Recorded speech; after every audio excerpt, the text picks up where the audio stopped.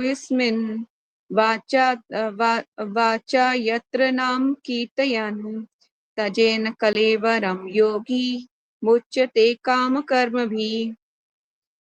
शब्दार्थ भक्त्या भक्तिपूर्वक आवेश्य चिंतन करके मन यस्मिन जिसमें वाचा शब्दों से यत कृष्ण का नाम पवित्र नाम कीर्तन कीर्तन करते हुए तज तजन परित्याग करते हुए कलेवरम इस भौतिक शरीर को योगी भक्त मुच्यते मोक्ष पाता है काम कर्म भी अकाम कर्मों से।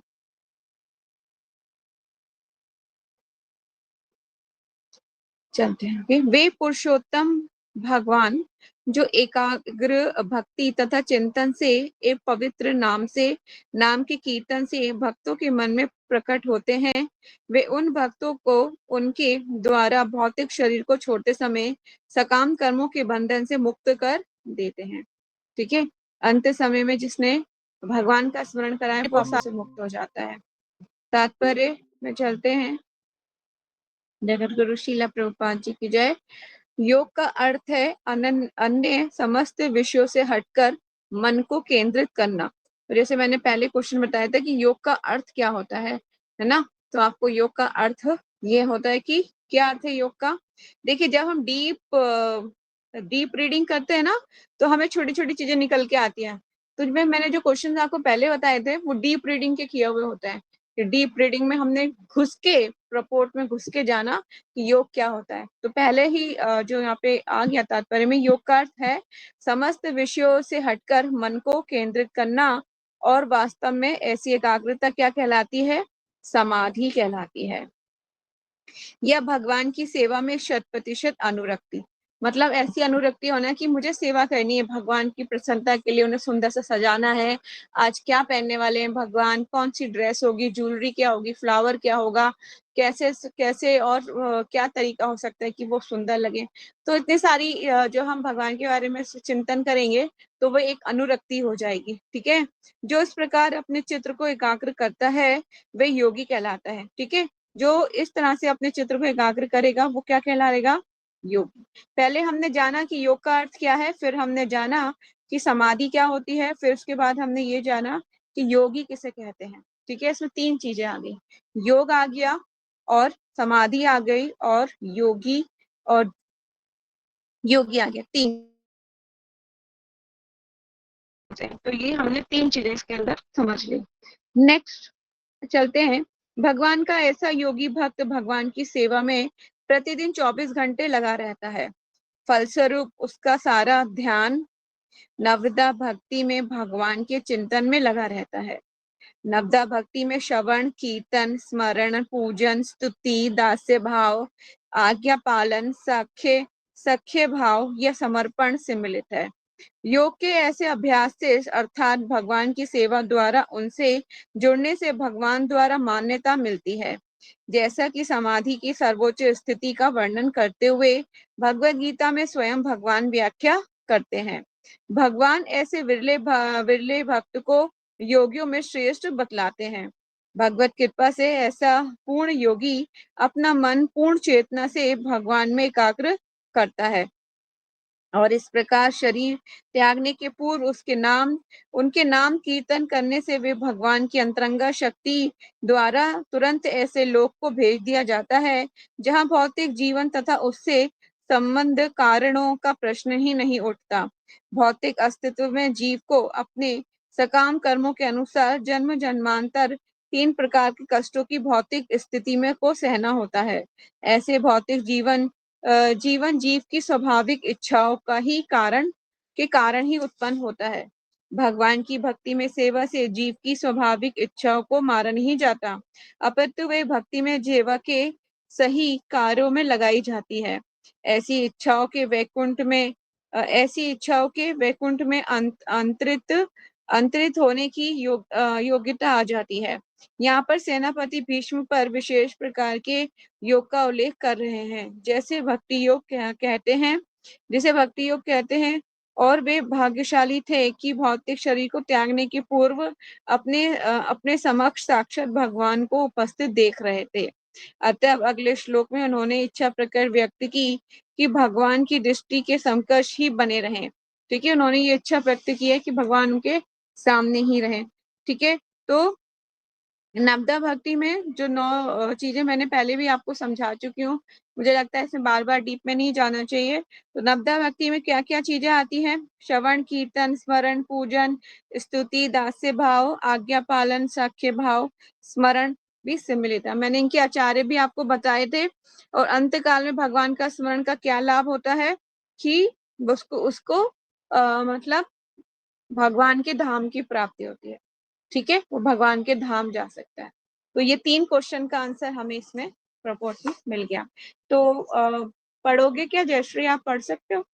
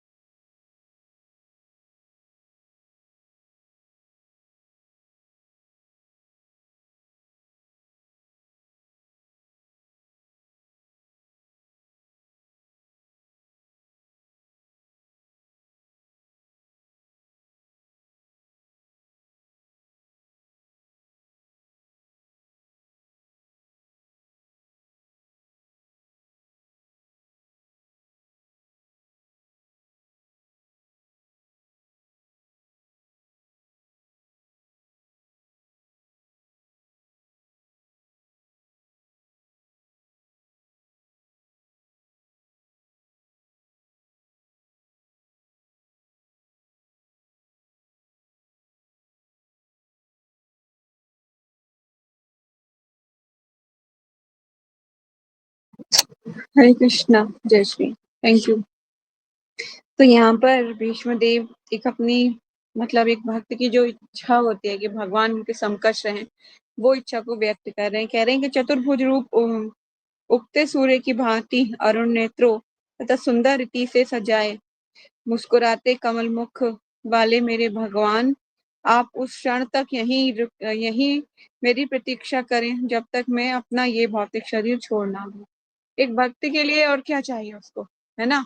एक शुद्ध भक्ति की यही प्रार्थना होती है, भगवान मेरे सामने आप रहना उस अंत समय तक, जब तक ये शरीर, क्या होता है कि जो प्राण होते हैं ना शरीर से बहुत अटैच्ड होते हैं, है ना, इतनी आसानी से नहीं निकलते। तो जब मृत्यु रूपी पाश गले में डाला जाता है ना, जैसे कर्मी लोगों के होता है, जो यमदूत आते हैं वो क्या करते हैं, पाश डालते हैं, यम पाश, और उससे खींचते हैं शरीर से आत्मा को, तब वो निकलती है। बहुत कष्ट होता है उस टाइम पे, ठीक है। तो जो अलग अलग टाइप के लोग होते हैं, तो अलग अलग उनके द्वारों से उनके प्राण निकलते हैं, ठीक है। 9 द्वार है ना शरीर में। तो यहाँ पर जो भक्तों की गति होती है, तो भगवान, वो उनकी यही प्रार्थना होती है कि भगवान उनके समक्ष रहें, तो वो अपना शरीर जो है छोड़ देते हैं। तो यहाँ पर भीष्म देव भगवान से प्रार्थना कर रहे हैं कि आप उस क्षण की प्रतीक्षा करें, भगवान आप रुक जाइए। तो यहाँ पे जो बात, महत्वपूर्ण बात यह है कि एक तो भीष्म देव को इच्छा मृत्यु का वरदान था, पता है ना आपको। इच्छा मृत्यु का वरदान क्यों दिया गया था, उनके पिता ने उनको दिया था कि तुम जब तक नहीं चाहोगे तुम्हारी मृत्यु नहीं होगी। ये वरदान क्यों दिया गया था, वो उनसे प्रसन्न हुए थे कि उन्होंने अपने पिता की इच्छा को पूरा करने के लिए, अपना राजा का उत्तराधिकारी होता है ना पुत्र, और वो राजा बनता है, तो उन्होंने अपना राजा बनना भी अस्वीकार कर दिया था। वो चाहते थे कि मेरे पिता जो है उनका विवाह जो है सत्यवती से हो जाए, ठीक है। तो अब उन्होंने, सत्यवती के पिता ने कुछ शर्तें रखी थी कि क्या है कि उनकी जो जनरेशन होगी, सत्यवती और जो शांतनु के जो बच्चे होंगे, वो आगे उनकी लिनेज आगे बढ़ेगी, तो और वो ही राजा बने। तो अभी इन्होंने इतना परित्याग किया, तो उनके पिता की आंखों में अश्रु आ जाते हैं, तो वो उन्हें ये वरदान देते हैं कि तुम जब तक नहीं चाहोगे तुम्हारी मृत्यु नहीं होगी, ठीक है।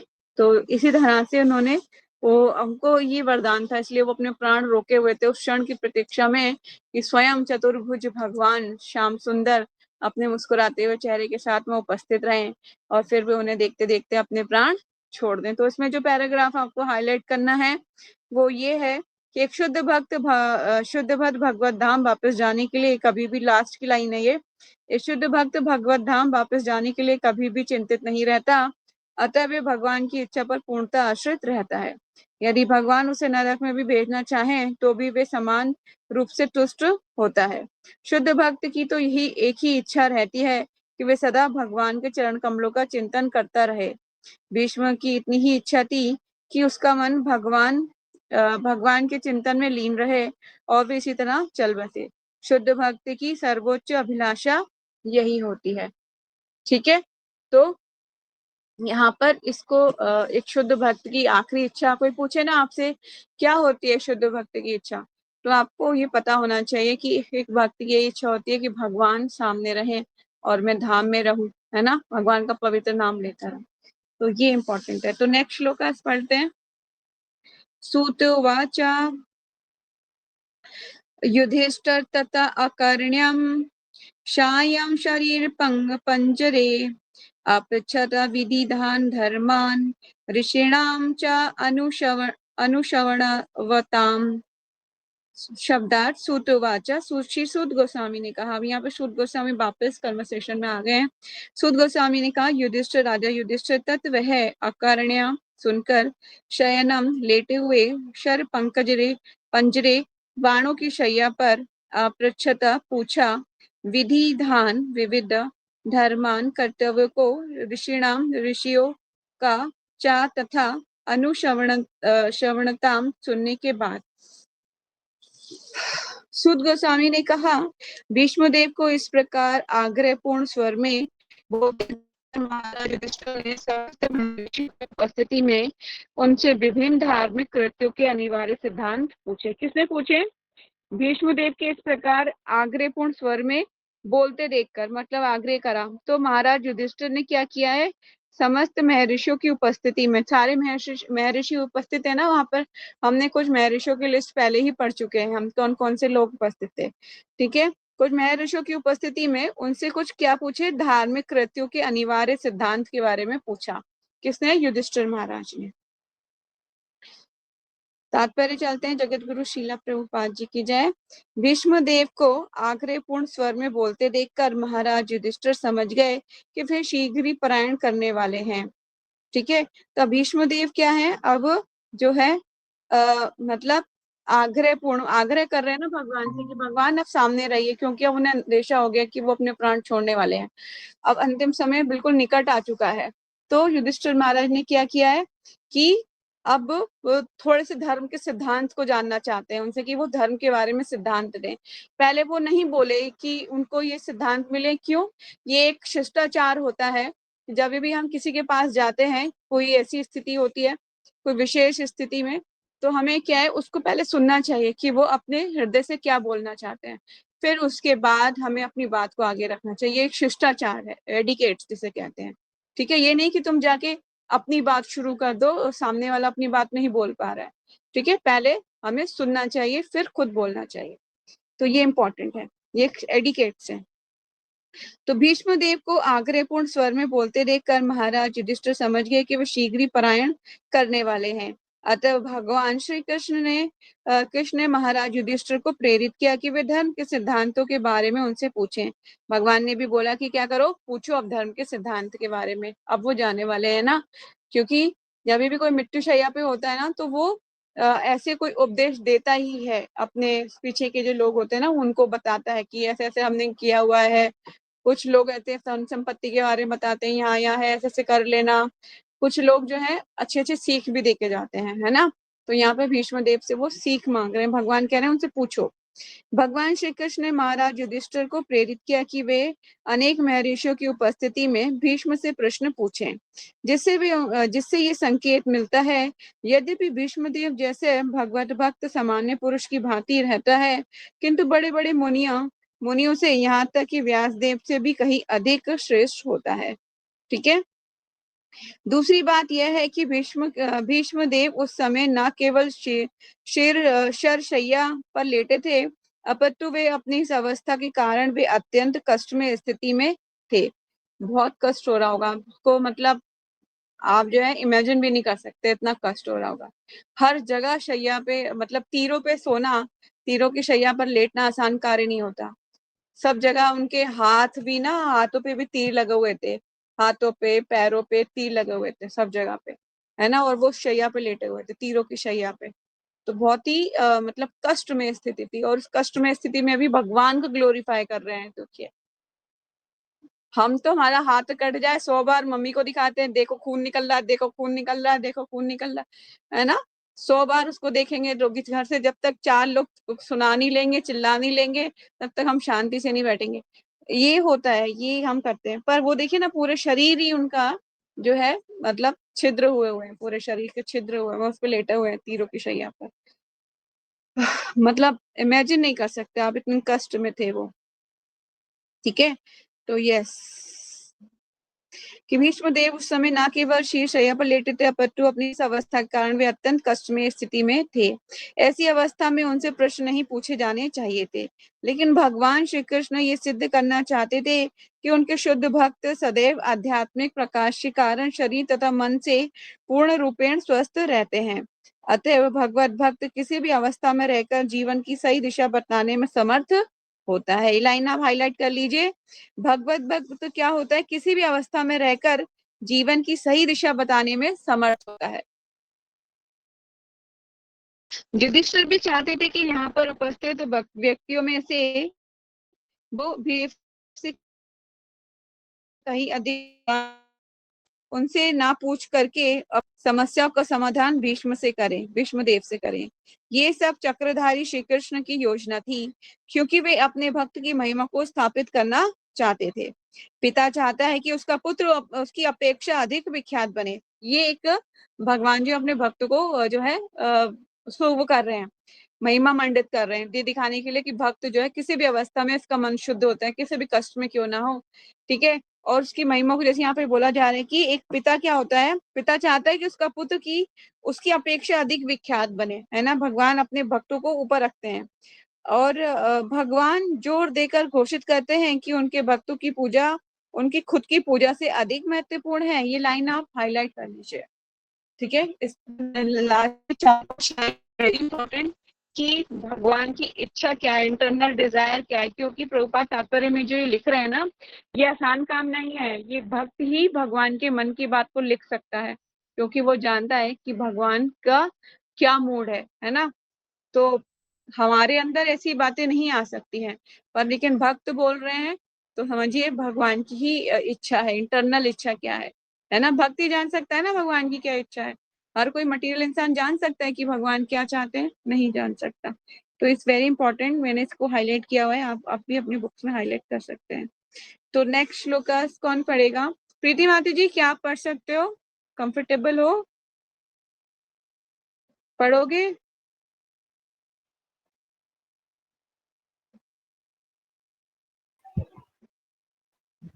माता जी, संस्कृत देखकर पता नहीं कहाँ से इतना सारा डर एक साथ आ जाता है। ऐसे तो आसान है, पर कोशिश करोगे तो पढ़ पाओगे। ठीक है, कल पढ़ना, फिर आप प्रैक्टिस करके थोड़ा सा। ठीक है, फिर कल पढ़ लेना। ठीक है, आज कल एकदम से नहीं बोल कल के सकते। जो नेक्स्ट लोग ना स्टार्टिंग के, उनको थोड़ी सी प्रैक्टिस कर लूंगी, फिर आप मुझे स्टार्टिंग में पढ़ा लेना, फिर मैं जल्दी जल्दी पढ़ दूंगी। हाँ, आज जहाँ पे एंड होगा कल के, फिर आप कल से वहां से पढ़ना। ठीक है, आप तैयारी कर लेना, क्योंकि मैं इसलिए बोलती हूँ पढ़ने के लिए, ताकि आपके रीडिंग सुधर जाए, है ना। आप क्योंकि कम क्या, अगर कोई बच्चा ऐसा होता है ना जिसको प्रॉब्लम आती है, उसको प्रमोट आगे बढ़ाना चाहिए। बीइंग अ मोमेंटोर, मेरी रिस्पॉन्सिबिलिटी है कि आप भी आगे बढ़ो, है ना। जैसे आप पढ़ते हैं आप भी पढ़ो। ठीक है, आगे बढ़ना चाहिए। तो नेक्स्ट श्लोका जयश्री आप पढ़ो। ठीक है, पढ़ो।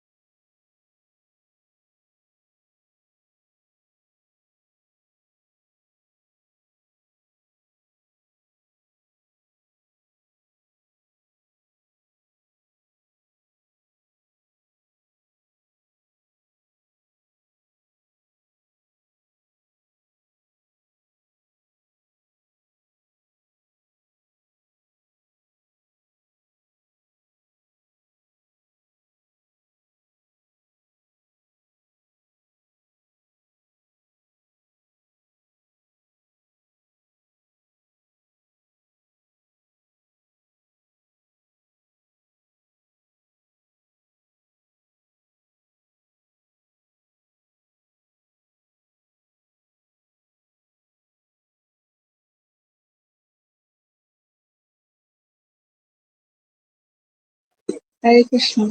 Thank you so much Jayashree, बहुत बड़ा तात्पर्य था। तो यहाँ पर जो है भीष्म देव क्या कर रहे हैं, कुछ जो है वर्णाश्रम धर्म का वर्गीकरण बता रहे हैं और निवृत्ति और प्रवृत्ति मार्ग के बारे में भी बता रहे हैं। निवृत्ति और प्रवृत्ति मार्ग हमने पहले भी डिस्कस कर चुके हैं कि क्या होते हैं दोनों मार्ग, ठीक है, तो बहुत डीप में वहां पे नहीं जाएंगे, पर ये मैं कुछ इसमें इंपॉर्टेंट जो चीजें हैं, सेकंड पैराग्राफ, जो सेकंड पैराग्राफ पे ही पूरा तात्पर्य बेस्ड है, तो एक बार आप उसको एक बार इसमें देख लेते हैं क्या क्या था इसमें। 10 सूत्र बताए गए हैं मनुष्य के लिए, तो उसको हाईलाइट कर लीजिए। सभ्य मनुष्यों के लिए वर्णाश्रम धर्म की संतुति की जाती है, जिससे वे मानव जीवन की सफलताएं मानव जीवन के मतलब जो मानव जीवन है उसको सफलतापूर्वक कैसे आप उसको जी सकते हो, तो यहाँ पर वो चीज बताई गई है। आहार, निद्रा, भय तथा मैथ्यून में रत निम्न पशुओं के जीवन में और आत्म साक्षात्कार में यही अंतर है। भीष्मदेव ने सभी मनुष्य के लिए 9 प्रकार की कुछ योग्यताएं बताई हैं, है ना। ये योग्यताएं का नोट्स बनाने हैं आपको कि क्या क्या कुछ योग्यताएं मनुष्य में होनी चाहिए, ठीक है। योग्यताएं का मतलब क्या होता है कि कुछ क्वालिटीज, क्या क्या क्वालिटीज होनी चाहिए, ठीक है। तो ये जो क्वालिटीज यहाँ बताई जा रही है इसको आपको भी अपने जीवन में अपनाना पड़ेगा। क्रोध ना करना, मतलब आपको अगर क्रोध आता भी है तो उस क्रोध पर करते समय आपको अपने वर्ड्स पर कंट्रोल रखना है। आपको मतलब होता है ना गुस्सा, एक तो होता है, 2 तरीके का गुस्सा होता है। एक तो गुस्सा होता है कि हम गुस्से में बड़बड़ा जाते हैं कुछ भी उल्ट सुल्ट, है ना। एक गुस्सा होता है कि हमें अपने वर्ड्स पर कंट्रोल रहता है, कि मुझे मेरी कॉन्शियसनेस इतनी रहती है कि मैं क्या बोल रही हूँ उस पर आपका फोकस मतलब कमांड रहता है, आपके वर्ड्स पर कंट्रोल रहता है, ठीक है। तो ऐसा होना चाहिए क्रोध, जिस तरह से हनुमान जी को अपने क्रोध पर कंट्रोल था, इसलिए उन्होंने जो है, जो वह जहाँ पे सीता जी थी, है ना, और क्या नाम था उसका, अशोक वाटिका, अशोक वाटिका, ठीक है। तो उसको नहीं जलाया था, बाकी पूरी लंका को जला दिया था। ऐसा नहीं हुआ कि क्रोध में अशोक वाटिका भी जला जला दी और फिर भगवान को बोले कि भगवान गलती हो गई, वो तो गलती से वहां पे भी आग लगा दी। क्रोध को कंट्रोल में रखना है, ठीक है। तो इसीलिए क्रोध क्रोध ना करना, झूठ ना बोलना, अननेसेसरी झूठ नहीं बोलना कि कुछ ना किसी बात पे झूठ बोल दो बिना मतलब के, नहीं, है ना, जिसमें किसी का किसी के जीवन का रक्षा ना हो रही हो उस जगह पे अननेसेसरी झूठ नहीं बोलना। अगर किसी की रक्षा हो रही, किसी का जीवन बच रहा हो उसमें, तब झूठ बोलने की परमिशन है ना, अदरवाइज झूठ बोलना नहीं चाहिए। जैसे कि मैंने पहले बताया था, अब इसमें क्या हो सकता है, फॉर एग्जाम्पल कि एक गाय थी, है ना, वो भागती हुई आ रही थी, कसाई उसके पीछे भाग रहा था, ब्राह्मण शास्त्रों का अध्ययन कर रहा था, तो क्या हुआ, उस ब्राह्मण ने सोचा कि मैं सच का पालन करूंगा, मैं सत्य बोलूंगा, मैं ब्राह्मण हूँ, तो उसने उस कसाई को गाय जो भाग के गई उसका एड्रेस बता दिया, ठीक है, कि यहाँ गाय गई है, तो उसके सच का भी उसको पनिशमेंट मिला, नरक जाना पड़ा उसके लिए भी उसको। इसलिए जीवन, किसी के जीवन और मृत्यु का प्रश्न आ रहा हो, तुम अगर वहां झूठ बोलना पड़े तब झूठ बोल सकते हो, अदरवाइज नहीं, ठीक है। झूठ ना बोलना। धन संप्रदा का सम्मान वितरण करना, मतलब इसका कि से पिता पुत्र होते हैं ना, पिता अपने पुत्रों में समान रूप से धन का वितरण करते हैं, तो उस चीज का ध्यान रखना चाहिए। और क्षमा करना, यस, वेरी इंपॉर्टेंट। हमें ये ध्यान रखना चाहिए कि अगर किसी से कोई गलती हो जाए तो उसको माफ करने की हैबिट होनी चाहिए। हमें ये लगता है कि हमें सब माफ करें पर हम किसी को माफ ना करें, है ना। हम चाहते हैं ना कि हमसे कोई गलती हो जाए, मम्मी हमें माफ कर दें, पापा हमें माफ कर दें, अगर उनसे कोई गलती हो जाए तो हम उन्हें माफ नहीं करेंगे, चाहे कुछ हो जाए मैं तो माफ नहीं करूंगी। मतलब हमारी दोस्त से भी कभी कोई गलती हो जाती है ना बेचारी, वो हमें माफी मांगना चाहती है हमसे, और हम उसकी तरफ देखना भी नहीं चाहते।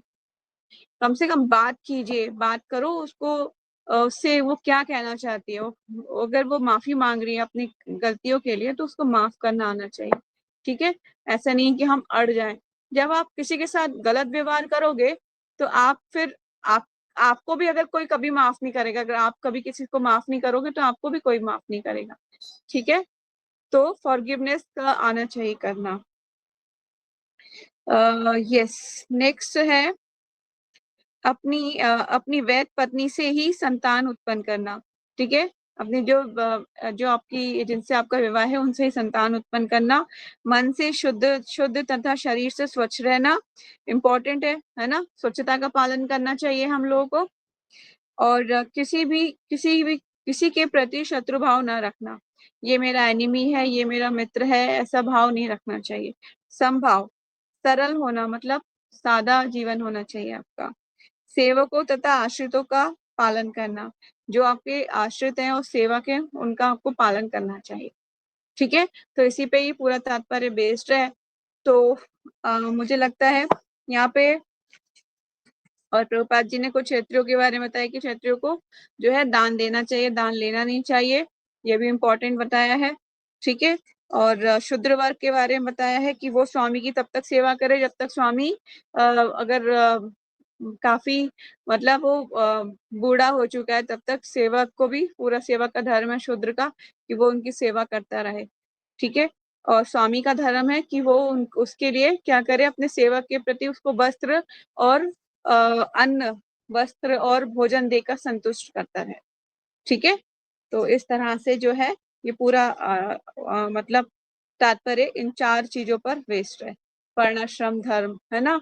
और इसमें जो है सबसे इम्पोर्टेंट बात क्या हमने पढ़ी, ये 4 जो ये 9 जो यहाँ पर उपदेश दिए हुए हैं मनुष्य जीवन के लिए, ये बहुत इम्पोर्टेंट है।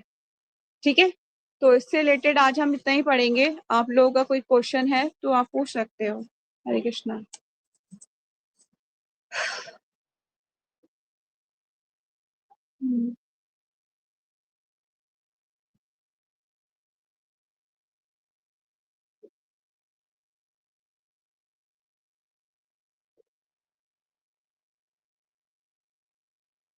देखिए, जब जो वैष्णव होते हैं ना, उनके प्राण जब निकलते हैं, और हर चीज का टाइमिंग होता है ना, प्राण निकल, हर चीज का एक तरीका होता है।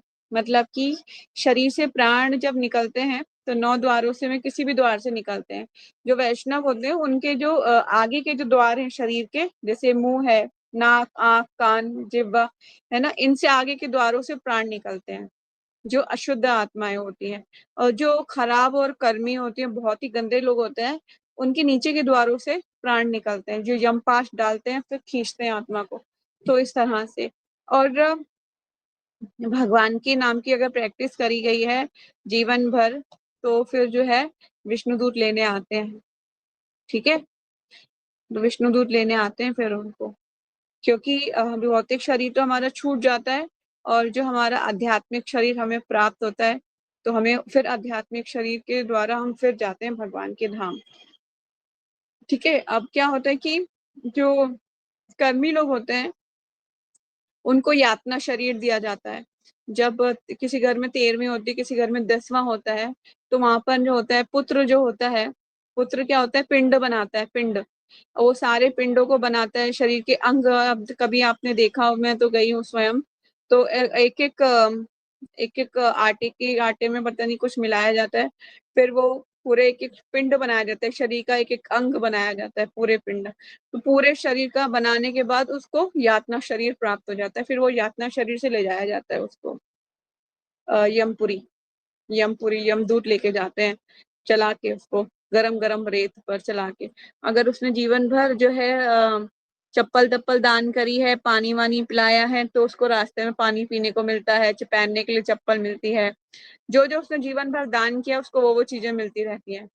ठीक है, पितृपक्ष आने वाला है अभी, है ना, तो पितृपक्ष इज वेरी इंपॉर्टेंट, और करना चाहिए। श्राद्ध करना बहुत जरूरी होता है, क्योंकि अब हम भी शुद्ध भक्त नहीं है कि हम अभी मुक्त हो गए, तो अभी श्राद्ध हमें अवश्य ही करने चाहिए। तो इस तरह से जीवात्मा की गति होती है। और विष्णुदूत जब भगवान के धाम ले जाते हैं, वहां तो कोई प्रॉब्लम ही नहीं है ना, वो तो वो ज्ञान ले जाते हैं, बस कोई प्रॉब्लम नहीं है। लेकिन जो कर्मी आत्मा है उनको बहुत कष्ट होता है, असहनीय कष्ट। कहा जाता है कि यातना शरीर, जैसे कि हमें नॉर्मल शरीर में एक सुई चुभौने में जो जितना दर्द होता है ना, उसको अगर एक बार सुई चुभवाई जाती है तो उसका 1000 गुना ज्यादा दर्द होता है उसको, यातना शरीर इतना ज्यादा। और उसको मारा जाता है, तला जाता है, जैसे अलग अलग नरके को वर्णन है कि गरम गरम बहुत बड़े कढ़ाई में उसको तला जाता है। तलने के बाद उसको 100 गुना ज्यादा दर्द होता है, और फिर यातना शरीर मरता नहीं है, इतने कष्ट के बाद भी मरता नहीं है वो, वहीं रहता है। उसको बहुत पिटाई की जाती है, बहुत पिटाने के बाद 100 गुना ज्यादा दर्द होता है उसे। शरीर में जितना दर्द होता है ना भौतिक शरीर में, उससे 1000 गुना ज्यादा दर्द होता है उसको, फिर भी मरता नहीं है वो शरीर। और जिसने जो ड्रिंक करते हैं, दारू पीते हैं, उसके लिए भी गरम गरम लोहा पिघला के उसके मुंह खोल के डाला जाता है उसके शरीर के अंदर। बहुत बहुत बहुत कष्ट है। आप जब पढ़ोगे ना नरकों का वर्णन, मतलब हिल जाओगे आप सुन के। ये माता जी मतलब बहुत ही मतलब ये तो पता ही नहीं था। तो इट्स वेरी इंपॉर्टेंट। अभी हम थर्ड कैंटो में भी कुछ नरकों का वर्णन पढ़ेंगे, जिसमें जो है माता देवहूति और कपिल महाराज जी का संवाद है, उसमें हम पढ़ेंगे। टीचिंग्स ऑफ लॉर्ड कपिला में भी उसका वर्णन है। ठीक है, तो और कोई क्वेश्चंस?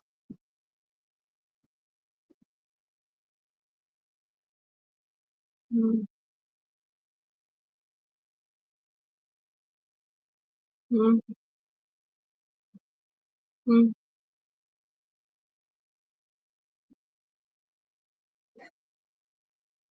ये- हाँ हाँ हाँ, ऐसा होता है, क्यों नहीं होता। एक्सेस लक्ष्मी अगर किसी के पास होती है तो वो भी उसका मिसयूज करते हैं, है ना। उसको भी हम क्लब जाना, उल्टे सीधे काम करना, ड्रग्स लेना, सिगरेट्स पीना, शराब पीना, परिस्थिति संबंध बनाना, ये सब करते हैं। पर क्या है कि कलयुग के लक्षण है ना, कलयुग के लक्षण है, घोर कलयुग में। तो ये सब हो रहा है और ये सब होगा और अभी और भी बढ़ेगा। इस कदर बढ़ेगा कि अभी आज से 20 साल और बाद आप जब देखोगे ना, जब 20 साल और बाद, जब आपकी उम्र अभी 25 की है, तो अब लगा लीजिए 20 साल बाद आप 45 ईयर्स के हो जाओगे, तब आप देखोगे कि और ज्यादा बढ़ जाएगा। तो ये तो हमारे शास्त्रों में लिखा हुआ है, शास्त्र तो पूर्व भविष्यवाणी कर ही रहे हैं ना चीजों की। तो ये सब तो होना ही है। यहाँ पे एक बेसिक चीजें बताई जा रही हैं। भविष्य में तो जो बाहर 12 कैंटो आप पढ़ोगे ना, वहां पे तो मतलब और भी कलयुग के लक्षणों का वर्णन है, घोर कलयुग जब आएगा। तो ये सब तो होगा ही होगा। और एक्सेस लक्ष्मी का तो दुरुपयोग कलयुग में तो बिल्कुल ही संभव है, संभाव भी है, करेंगे करेंगे लोग। इसलिए जितना हो सके लक्ष्मी को नारायण की सेवा में जो लोग नहीं लगाएंगे, उनका जीवन विषैला बन जाएगा। विषैला इन सेंस की वो वो कार्य करेंगे जो उनको नहीं करने हैं। जैसे रावण स्वयं लक्ष्मी को ले गया था ना, लक्ष्मी स्वरूपा सीता जी को उठा के ले गया था, क्या हुआ था? पूरे कुल समेत विनाश हो गया उसका, पूरा कुल का कुल विनाश हो गया। एक बचा वो कि वो भगवान की शरण में पहले ही चले गए थे, विभीषण जी। एक ही बचा था फिर, पूरा कुल का, पूरे उत्तराधिकारी पूरे लंका का ईंट से ईंट बजा दी गई, सब सबका विनाश हो गया। इसलिए लक्ष्मी को नारायण की सेवा में लगाना ही है, जो नहीं लगाएंगे वो उनका विनाश हो जाएगा, कुछ नहीं बचेगा करने के लिए। यहाँ तक कि कुल को पानी देने वाला भी कोई नहीं होगा। इस तरह से विनाश होता है हम लोगों का। इसीलिए बहुत मतलब ये एक अ, कड़वा सत्य है, जिसको एक्सेप्ट करना पड़ता है। और नहीं पता है किसी को तो बताओ। सच बोलने में कोई कॉम्प्रोमाइज नहीं होना चाहिए, सच बोलना चाहिए, है ना। पर सच को इस तरह से बोलना चाहिए, मधुरभाषी भी होना चाहिए कि सामने वाले को, जैसे बच्चे को क्या होता है ना, मम्मी पापा मीठी है करके दवाई पिला देते हैं ना बचपन में, मीठी है बेटा पी ले, मीठी है पी ले। तो उसी तरह से सच भी बोलना है, पर प्यार से बोलना है। इतना स्मार्ट होना चाहिए। आप दोनों तो प्रीति माता जी तो टीचर भी हैं, छोटे बच्चों से वैसे डील कर चुकी हैं, कैसे बच्चों से डील करनी है, लोगों से डील करनी है, तो आ जाता है। ठीक है ना, कैसे बात, अपनी बात को कैसे समझाना है, कहना है। तो इतना एक्सपेंट हो, मतलब एक्सपर्ट होना चाहिए इसलिए। और कोई क्वेश्चन?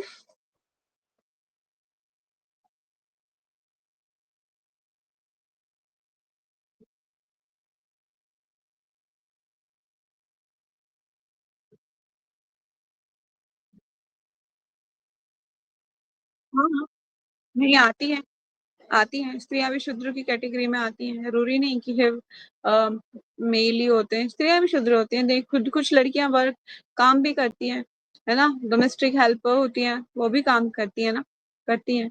पर आप देखो अगर एक्सेस लक्ष्मी हो जाती है तो वो क्या यूज करती है उसका, सोच भी नहीं सकते हो आप। ये कर वो कर, ये मतलब जितने शौक मतलब मालिक के नहीं होते ना, उतने नौकरों के शौक होते हैं। मैं तो खुद रख चुकी हूँ ना, मुझे मालूम है। तो मतलब जो मतलब हम नहीं उतना सोचेंगे, वो उतने ज्यादा सोचते हैं, इतना ज्यादा। तो कहने का मतलब ये है कि बहुत ही कैसी सीख मिल रही है उस पे भी नज़र रखनी चाहिए, बहुत इम्पोर्टेंट है। आजकल ना अवेयरनेस की और ना टीचर्स की बहुत ज़रूरत है संसार को। कुछ सही टीचर्स मिलें जो समझाएँ, है ना? बहुत ज़रूरत है। इसीलिए अच्छी शिक्षा को देना या मैं आपको यही बोलूँगी आप लोग और सीखो और लर्न करो, ज़्यादा से ज़्यादा पढ़ो, अपने टाइमिंग शेड्यूल बनाओ, स्टिक रहो अपने काम, सोने, उठने, खाने-पीने, है ना? अमोद-प्रमोद की एक्टिविटीज़ में। अपने जीवन में कुछ लक्ष्य बनाओ कि मुझे ये करना है, मुझे सनातन धर्म को प्रमोट करना है ना? कुछ करो। ऐसे नहीं कि रोज़ का यही मतलब शेड्यूल है, हम क्लास लेते हैं, खाते हैं, पीते हैं, सो जाते हैं। नहीं, कुछ कीजिए। आप कुछ कीजिए, एक्स्ट्रा टाइम निकालिए कि मैं प्रमोट करूँगी सनातन धर्म को, मैं ये करूँगी, मैं प्रचार करूँगी। तो जब तक आगे बढ़ना पड़ेगा ना उसी तरह से एक शेड्यूल में बंध के नहीं रहना, कुछ करो। अपनी लाइफ के कुछ गोल बनाओ, टाइम टू टाइम चीज़ों को करो। एक्स्ट्रा टाइम जो आप वेस्ट कर रहे हो सिर्फ़ उसका टाइमिंग शेड्यूल बनाओ कि मैं कहाँ-कहाँ टाइम वेस्ट कर रही हूँ, कहाँ क्या कर रही हूँ, ठीक है? उसको सुधारो, जहाँ पे वर्क करो फिर इसके ऊपर। और कोई क्वेश्चन?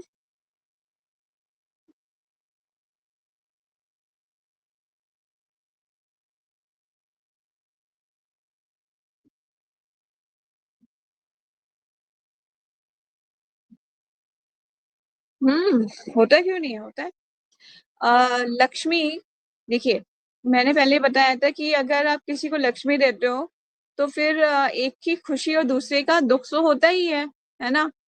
फॉर एग्ज़ाम्पल कि अगर आपको मैंने 10,000 रुपए दिए तो मेरे पास से 10,000 गए, पर आपके पास 10,000 आए, आपको तो खुशी मिलेगी, पर मुझे दुःख हो रहा है कि मैंने 10,000 रुपए दे दिए, है ना?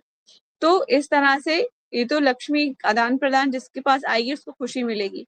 पर अलक्ष्मी का मतलब ये होता है कि जो इंसान मैंने बताया ना लक्ष्मी को गलत तरीके से यूज़ कर रहा है, वो उसके यहाँ अलक्ष्मी आ जाती है। मतलब गलत तरीके से जो पैसा आ रहा है घर में रॉन्ग तरीके से करना चोरी करके चोरी का पैसा दूसरों को दुःख दे के पैसा मिल ले रहे हैं, है ना? झूठ बोल के पैसा ले रहे हैं, तो वो अलक्ष्मी बन जाती है। वो घर में आने के बाद क्या होगा उसका कि वो घर में बीमारियाँ और वकीलों का क्या पैसे लगेगा, बीमारियाँ होंगी, हॉस्पिटल में खर्च होंगे, जुआ, शराब ये सब चलेगा घर के अंदर। उसके लिए भी तो लक्ष्मी चाहिए होती है ना, वो अलक्ष्मी होती है। वो जो है घर के अंदर सारे दूषित काम होते हैं फिर घर उस टाइम पे। लेकिन जो लक्ष्मी होती है ना, जो सही सोर्स से लक्ष्मी कमाई जाती है, उस घर में छोटे से देखिए आप उस घर में अगर कम भी है ना लक्ष्मी, तब भी घर के 100 लोग घर के 50 लोग भी आराम से खा लेंगे, कैसे भी करके। लेकिन जो गलत तरीके से पैसा आएगा ना, वो उनको वो भी कम पड़ेगा। वो गलत तरीके से लक्ष्मी को यूज़ करेंगे, है ना? तो इस तरह से अलक्ष्मी और लक्ष्मी लक्ष्मी तो बहुत तरीके की होती हैं, अच्छी भी होती है, बुरी भी अलक्ष्मी बुरी होती है। घर में जुआ, झगड़े-झागा बहुत तगड़े मतलब चीज़ें गलत तरीके से होगा। काफ़ी झगड़े होंगे, जुआ खेला जाएगा, शराब पी जाएगी, माता-पिता को मारा जाएगा। बहुत ये सारा अलक्ष्मी के होने के लक्षण होते हैं घर के अंदर। घर के अंदर सफाई सबसे पहले क्लीनिंगनेस और कुकिंग जो ये साफ करना जानती हैं, वो ही अपने घर को स्वर्ग बना सकती हैं। ठीक है? वहीं पे लक्ष्मी निवास करती है। दिवाली वाले दिन अगर हम एक कथा है जिसको मैं पढ़ी हूँ कि उसमें लिखा हुआ है कि लक्ष्मी कहाँ-कहाँ जाती हैं, कैसे जाती हैं, किस-किस घर में जाती हैं वो। लक्ष्मी उस घर में जाती है जहाँ पर सुबह उठा जाता है, अर्ली मॉर्निंग उठा जाता है। भगवान नारायण की पूजा हो रही होती है, उस घर में वो जाती हैं, ठीक है? और तुलसी जहाँ पर तुलसी का निवास है, उस घर में लक्ष्मी जाती है, ठीक है? तो ये बहुत सी कुछ पॉज़िटिव चीज़ें हैं जो हम कभी फ्यूचर में फर्दर इसको स्टडी करेंगे, मैं समझाऊँगी आपको, ठीक है? तो ये कुछ चीज़ें हैं जो हमें जाननी चाहिए। तो अभी टाइम कम है, मैं और डिटेलिंग में नहीं जाई गई हूँ, तो आज यहीं वाइंड अप करेंगे, ठीक है? होपफुली कल वेडनेसडे है, कल की क्लास में इन्फॉर्म करूँगी मैं क्या कैसे करना है, ठीक है? बाकी प्रीति मैम जी, आप नेक्स्ट श्लोकास प्रिपेयर करना, ठीक है? तो ये वाइंड अप करते हैं। ग्रंथराज श्रीमद् भागवतम की जय। माता वांछाकल्पतरुभ्यश्च कृपा पतितानां पावनेभ्यो वैष्णवेभ्यो नमो नमः। अनंत कोटि वैष्णव भक्तवृंद की जय। नामाचार्य हरदास ठाकुर की जय। जगत गुरु श्रील प्रभुपाद श्री गुरुदेव की जय। निताय गौर सीतानाथ प्रेमानंदे। हरि हरि बोल। Thank you so much Krishna. Rekha ji. Hare Krishna. जय श्री हरे कृष्णा।